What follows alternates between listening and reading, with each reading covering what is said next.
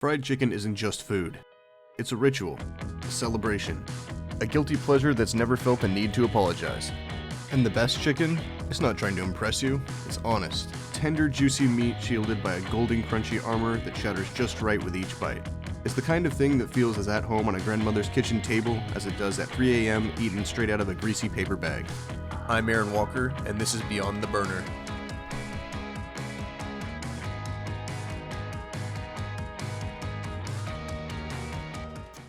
Let's get one thing straight.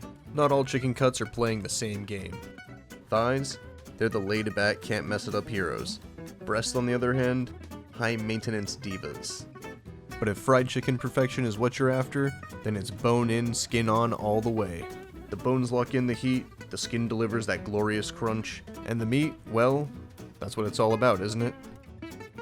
You can really use any piece of the chicken for the buttermilk fried chicken recipe. A lot of people tell me their favorites are the legs and thighs. I have a whole chicken, so I'm just going to break it down and use that. You just want to get rid of any of the unsightly extra fat on the outside, any of the hairs or fibers where the feathers connected, and then you can begin breaking down the chicken. Grab that chicken and make your first decisive cut straight down the spine and across the hips. Next, work from the top of the hips, peeling back the meat as you cut. Now here's the fun part. Grab the leg and thigh and pull away from the carcass. Don't be shy, really get your hands in there. If you meet some resistance, you're probably at a joint.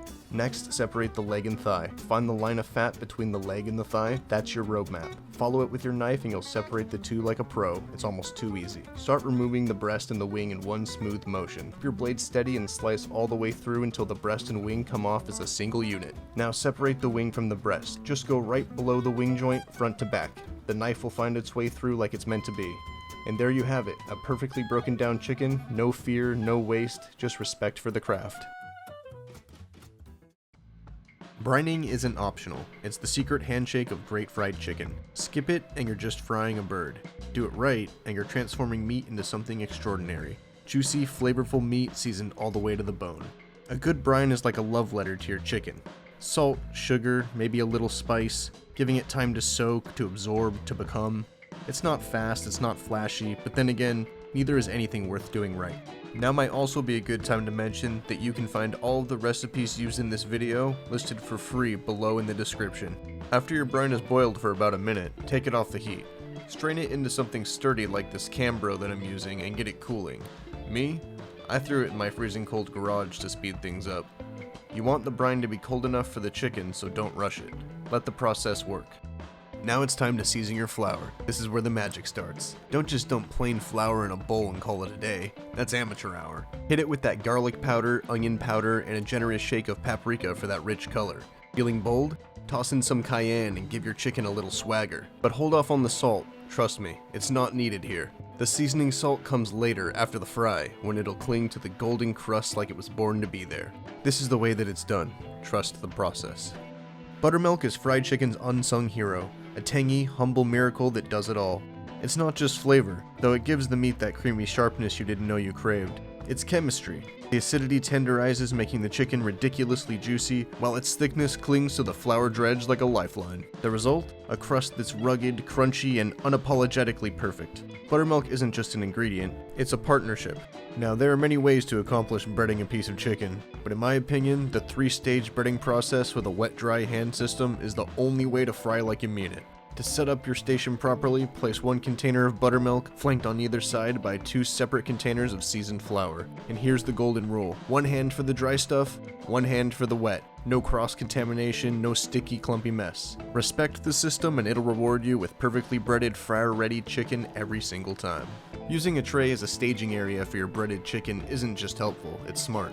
It lets you line everything up so that when it's time to fry, you can just drop all the pieces in at once, guaranteeing even cooking. But don't get cocky, know your limits. Cook in batches that actually fit in your frying vessel. If you overcrowd the oil, you're asking for soggy, greasy disappointment. Stay disciplined and the results will speak for themselves. And now, the part you've been waiting for. Finally, it's time to fry your chicken. Make sure your oil is set to 300 degrees Fahrenheit or 149 Celsius and drop those suckers in.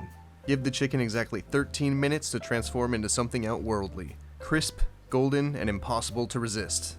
Once the thyme is up, don't just dump it on some paper towels. Rest it on a wire rack so the grease can drain off and the crust stays intact. Then immediately season it with finishing salt. The flour dredge is unsalted by nature, so make it count. Garnish is optional, but for me, a sprig of fried rosemary does the trick. It brings a subtle aromatic nod to the brine. Here's how you make the rosemary garnish.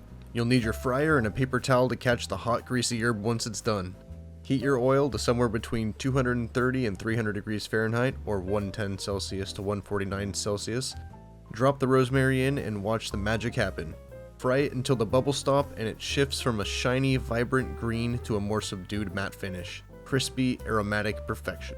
If you're after the best breading, and you should be, sift out the clumps as you work. Yeah, it's a little extra work, but it's worth it. This simple move gives you a delicate, even coating that sticks like a dream and fries up perfectly. When it comes to seasoning salt, you've got options. You can grab a bottle of store-bought stuff, fine, light, and sometimes dressed up with truffle if you're feeling fancy, or you can do it yourself with a spice grinder or mortar and pestle. Grind it up until it's a dust-like powder. This is the stuff you toss over your freshly fried bird, letting it cling to every crispy crevice. Simple, effective, and utterly essential.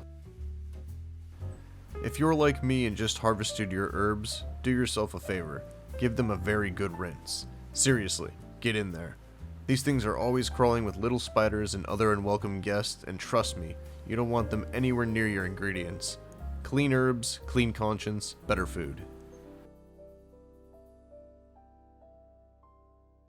Thanks for watching. If you like this video, please give it a thumbs up, and if you found this video useful, please consider subscribing. I have a ton of stuff planned that I want to show you guys, but if you have any specific recipes that you want to know about or any questions, just let me know in the comments. Until next time, stay hungry.